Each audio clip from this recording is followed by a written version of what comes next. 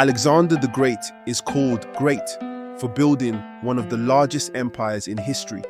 But how did he do that? He marched across the ancient world, murdered thousands, burned entire cities to the ground, and declared himself a god. You could see that as an origin story or a war crime speedrun. The problem is, many choose the first option. Why? You see, the truth is all of history's favorite emperors were absolute war criminals. Genghis Khan, the man killed so many people he might have literally cooled the Earth's climate.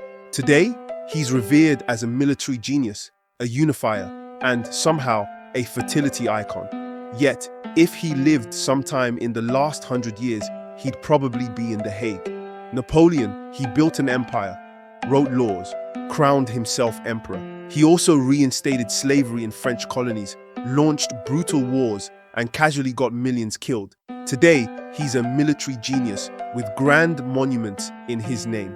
As you continue watching, you'll see that this video poses so many questions. But the most important one, without a doubt, is how many do you have to kill, maim, and burn in order to not only get your name into the history books, but get a statue as well? Why is history so obsessed with men who killed, burned, enslaved, and looted their way into greatness? Why do we build monuments, make movies, and still name cities and colognes after them? How did we go from, wow, he butchered half of Asia, to put him on a coin now? And why, at this very moment in history when invasion, colonization, and genocide aren't exactly trending anymore, do we still admire these guys? I'll tell you why, of course. But first, let me start with a story. It started with rumors.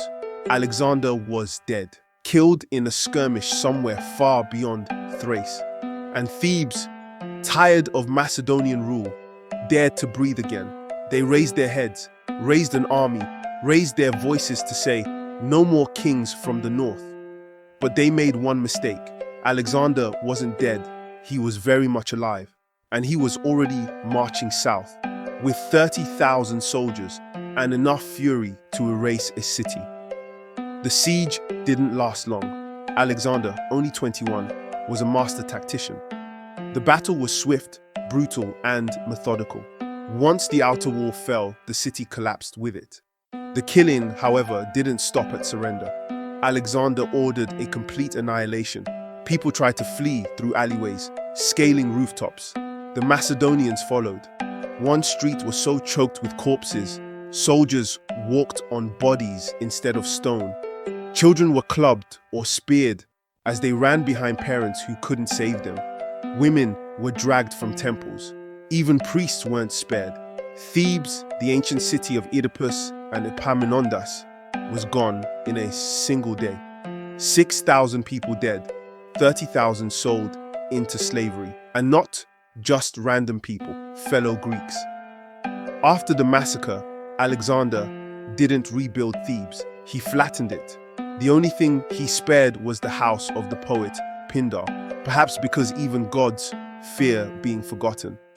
You see, for most of history, conquest was the ultimate success metric. Want power? Conquer something. Want glory? Conquer something. Want a legacy? Easy. Burn a city. Rename it after yourself and bam, you're in the history books.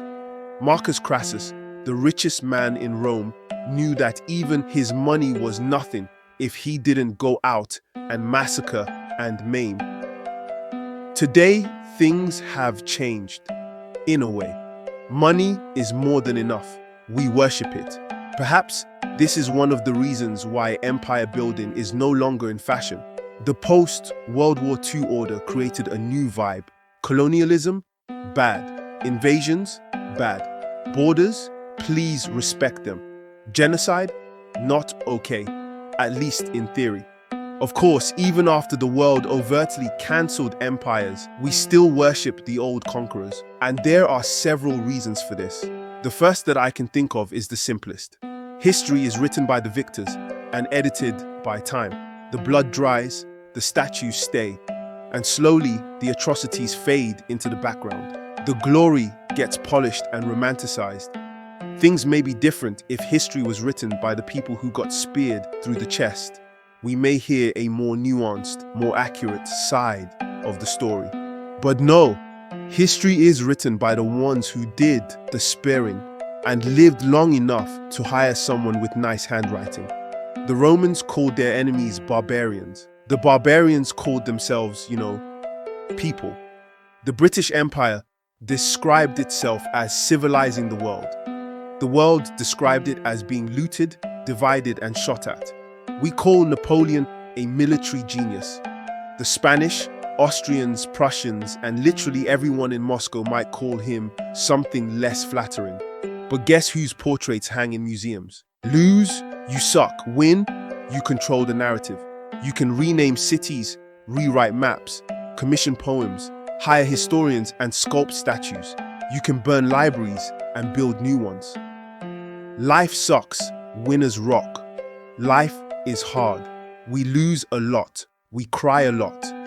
The days are so bad that a lot of times you just have to hold on to any kind of victory you can salvage, even if it is somebody else's. And that's another reason we love these murderous conquerors. They let us live vicariously. In a world filled with rules, taxes, and traffic, we have stories of people who lived without permission, people who broke borders, defied kings, declared war on the status quo. That fantasy of absolute freedom and legendary status is irresistible, even if it comes soaked in blood. Whether it's Caesar crossing the Rubicon or Napoleon declaring himself emperor, there's something thrilling about total domination. These men bent the world to their will. And even if the will was brutal, we're hardwired to admire control, confidence, and ambition, especially when it works. We love power. We love decisive men on horses pointing at maps. We love greatness even when it's built on bodies. And let's be honest, we still kind of wish we had that kind of power. And let's not forget the fact that all conquerors come with a built-in cinematic arc. They don't just exist, they rise. From humble beginnings to battlefield victories to imperial thrones, their lives follow the same mythic structure we crave in stories. They're history's action heroes, complete with betrayal, revenge, redemption, and tragedy. It's not just history, it's content. It's no coincidence that any worthy conqueror that we'll still talk about today left monuments. They built cities, roads, walls, and palaces. You can still walk the streets Alexander, named after himself, or visit castles Napoleon's wars helped shape. Their legacy is physical, while their victims were often erased. And history remembers the builders more than the burned. As humans, we are susceptible to confusing grandness and impact with virtue. We are trained to think important equals good. And of course, few people have impacted history like the conquerors did. So we remember the scale of their actions, not the morality. Then we conflate it. We can argue that things are better today. It is harder today to show up with a sword and annex someone. Well, unless you're Russia. But even that, at best, has merely turned into the same game with different strategies. Conquering, maiming, destroying, and dominating remains the fashion of the day, but in different forms. Now it's economic domination, cultural colonization, digital empires. Sometimes you don't have to invade nations. You just conquer retail, turn your currency into the global reserve, stop countries from having their own currencies, lend to them until they're insufficient, and so on. This video will not be complete if I don't mention that a major reason why conquering is still in fashion, albeit in a different clothing, and why it will always be in fashion is the fact that not everything a conqueror touches turns to ash and eternal pain. Some do leave behind legacies that weren't just skull pyramids and burnt villages. Genghis Khan, the ultimate horse-powered apocalypse, created the largest contiguous land empire in history, introduced religious freedom, standardized laws with the Yasa, and connected the Silk Road like never before. Yes, he reduced entire cities to dust and may have personally caused the death of 10% of the world's population, but he did good. And as humans, we're wired to move on from the bad and focus on the good. It's the only way we can survive on this tiny rock, floating in the middle of nowhere, within a universe that is vast beyond our comprehension. Thanks to Genghis, the war criminal, traders, scholars, and envoys could travel from China to Europe without being disemboweled along the way. Thanks to Alexander, the proud annihilator, we had a global hub of science, medicine, and philosophy.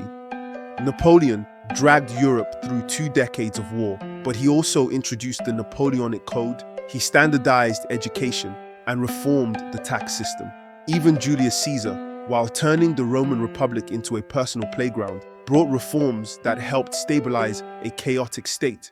He restructured debt, expanded citizenship, launched infrastructure projects, and laid the groundwork for the Roman Empire.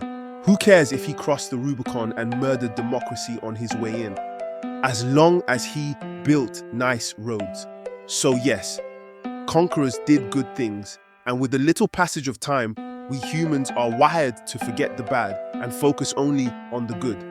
All of the emperors and conquerors that ever lived knew these. The dictators and genociders and wannabe conquerors of the day know this. They know that as long as they win, and as long as they build monuments afterwards and do a few good things here and there, history will always speak well of them. It doesn't matter that they did these things through utter, senseless violence, and that the roads were paved in blood, the libraries built with loot, the peace enforced by terror. No, it doesn't matter as long as there is just enough food and entertainment and drama afterwards. If you ask me, there should be no ambiguity as to whether men who massacred and carried out genocide at alarming rates should be considered heroes and called great, no matter how much good they did. But hey, that seems to be an unpopular opinion. As for the question of how many you have to kill and maim in order to get a statue, well, history tells us it has to be in the millions. But make no mistake about it, as long as we continue to revere the conquerors of the past, no matter their grave atrocities, the cultural erasure, and the mass graves, the wannabe conquerors of the day will always be emboldened and will stop at nothing till they get their own statues.